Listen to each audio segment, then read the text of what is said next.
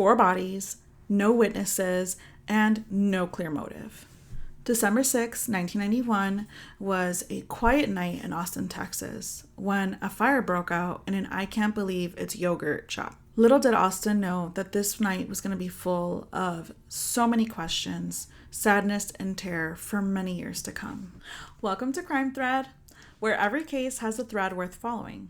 I'm Paola Tez, and this case really surprised me because technology finds the killer in the end. But the police really messed up bad. This case had gone ice cold for so many years until a breakthrough came just last fall in 2025. So, grab a drink. Mine is Pepsi Zero.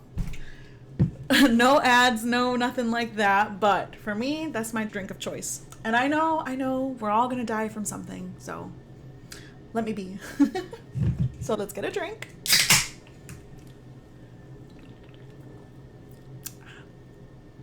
Let's settle in and let's follow the thread. Disclaimer, we will be talking about graphic details, so viewer discretion is advised. Eliza Thomas and Jennifer Harbison were 17 years old when they were working at the yogurt shop.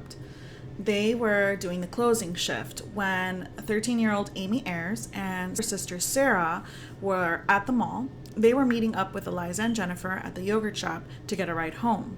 See, they were going to have a sleepover that night. So Amy Ayers and Sarah helped with the closing shift. You know, like putting the chairs up on the table, filling the napkins, mopping, all the fun steps of closing shift. But these 2 men came into the shop, and at gunpoint, they forced the girls to the back of the shop, where at least one of them was. They were found gagged, tied together with their own clothes, and shot in the head execution style. All 4 girls were shot with a .22 caliber, and Amy was shot also with a .380 caliber. Eliza, Jennifer, and Sarah were found near the back of the shop where the fire was the strongest, so their bodies were pretty much charred and completely unrecognizable. Amy was found a little bit away from them. Police at the time thought it was 2 people because it was 2 different guns, 2 people. Kind of makes sense. We also have to remember the times. This is 1991. There was only a 6-person homicide unit. They were spread thin. The people responsible for committing the crime were trying to hide evidence by starting a fire, which they pretty much were able to do so, since the fire activated the sprinklers all over the shop, which destroyed a lot of the evidence. And not to mention, the firefighters did a really good job of putting out this fire, that it was really hard to lift up fingerprints from all the soot and all the water damage.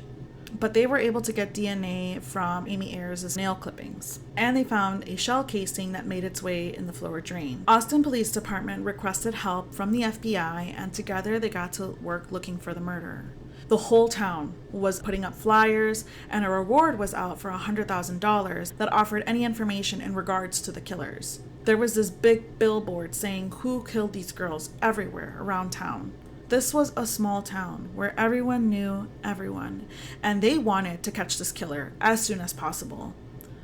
These girls were just starting their lives out, and justice needed to be paid. 8 days later, 15-year-old Maurice Price was arrested at a local mall for having a .22 caliber gun. See, he was bragging to all of his friends how cool it was that he had this gun, and police heard it. They thought that it was the same one from the murders. The 2 guns were unmatchable, meaning that there was no way for them to prove that this was the gun, and there was no way to prove that it was the gun. Do you have to remember the times? After hours and hours and hours of questioning, he confessed. He said he was a getaway driver and that he had 3 other friends help him pull this off. The 3 others were Robert Springsteen, Michael Scott, and Forrest Wellborn. But the story kind of fell apart. The police convinced Morris to have a conversation with a wire on with Forrest Wellborn, where Wellborn had no idea what he was talking about. So all 3 boys denied having anything to do with the crime, and since police did not have enough evidence, they let them go. The police's theory was that Price and Wellborn, along with 2 other friends, Scott and Springsteen, all teenagers, robbed the yogurt shop, assaulted and killed the girls, and set the place on fire. They also grabbed a stolen car and skipped town. To investigators, all the pieces seemed to fit together, but there was no hard evidence. There were so many confessions that came in, about 50 in total. Obviously, they were all false.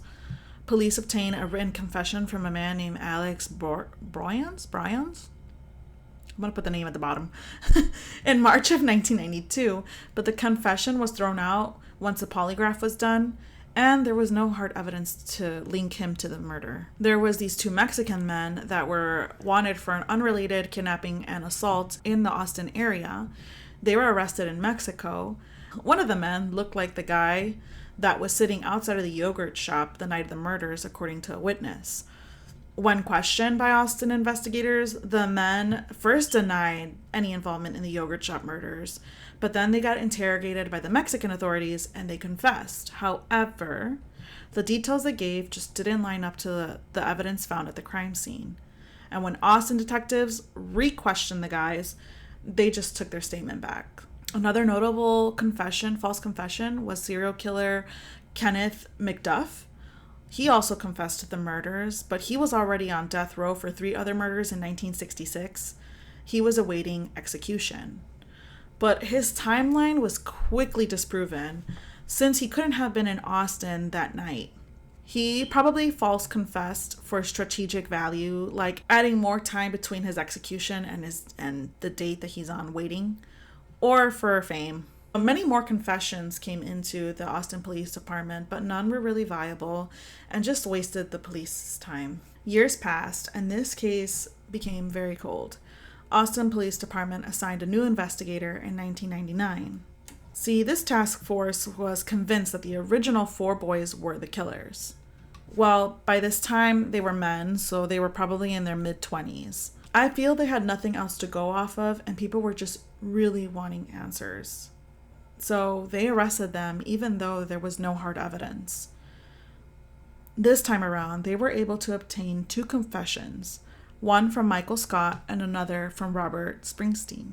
After 4 days of questioning, 4 days, Michael Scott confessed. "Tell us, let's do this today, let's do this." I remember one girl screaming, terrified. He confessed that they were checking out the yogurt shop earlier that day, and it was only supposed to be a simple robbery.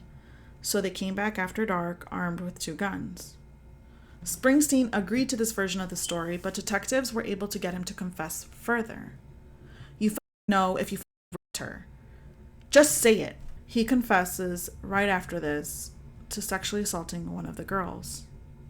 And looking into these interviews, it just feels so coerced.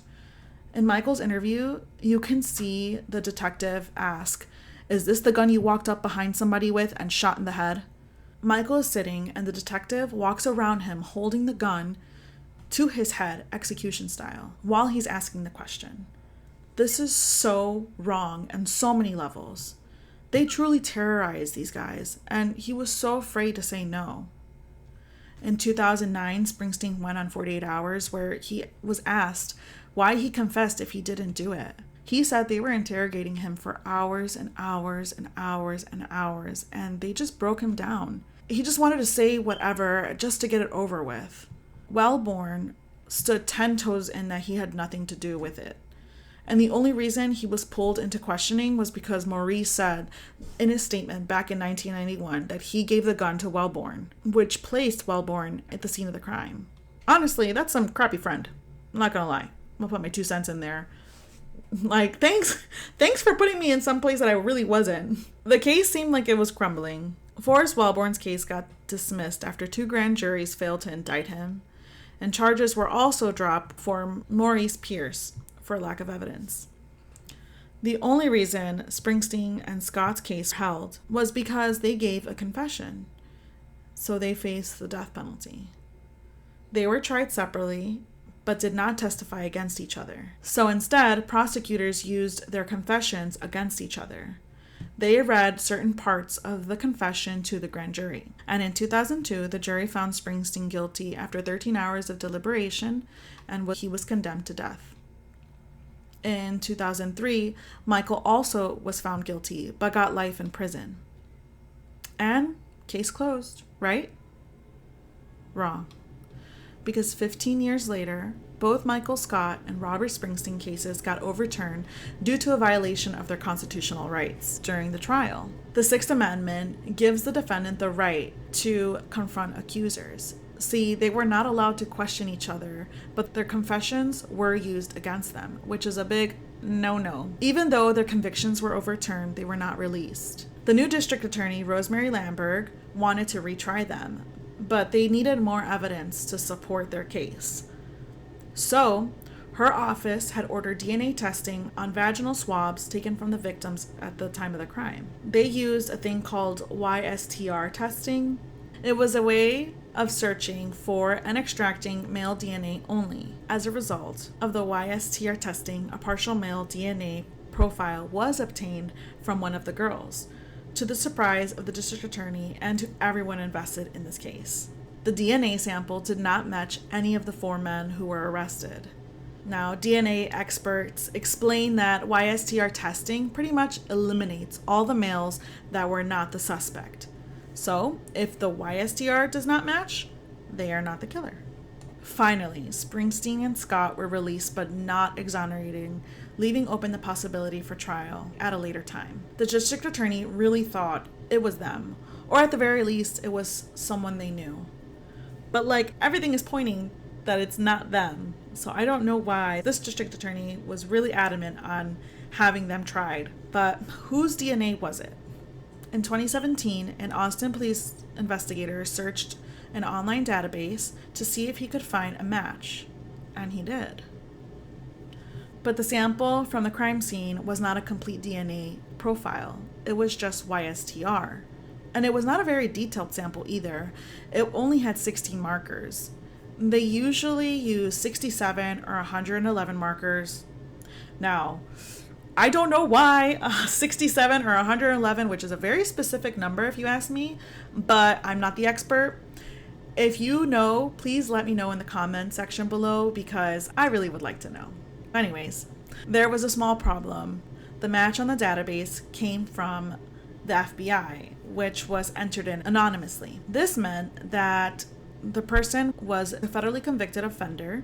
He was an arrestee or a detainee, but there was no name attached to it. The FBI did not want to release the name, citing some privacy laws. And it's so frustrating to me because aren't we all trying to catch the same killer?